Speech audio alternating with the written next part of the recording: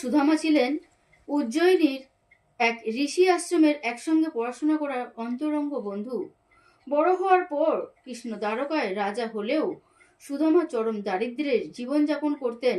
তার স্ত্রী ও সন্তানদের দুঃখ দূর করতে তিনি সামান্য কিছু চিড়ে নিয়ে কৃষ্ণের সাথে দেখা করতে দ্বারকায় যান।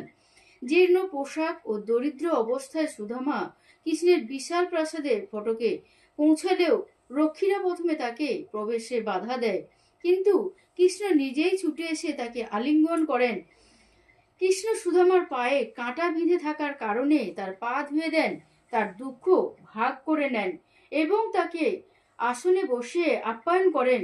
সুদামার লজ্জায় কৃষ্ণের হাতে তার আনা সামান্য চিড়ের পুঁটলি তুলে দেন।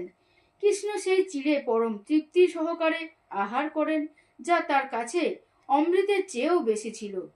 সুদামা নিজের জন্য কিছুই চাননি, কিন্তু কৃষ্ণের অপার করুণায় তিনি যখন খালি হাতে ফিরে যাচ্ছিলেন, তখন দেখেন তার বাড়ি সম্পদে পরিপূর্ণ হয়ে গেছে এবং তার পরিবারের দুঃখ দূর হয়েছে।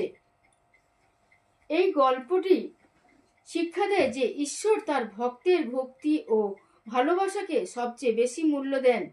প্রকৃত বন্ধুত্ব বা ভক্তিতে কোনো জাগতিক বৈষম্য থাকে না।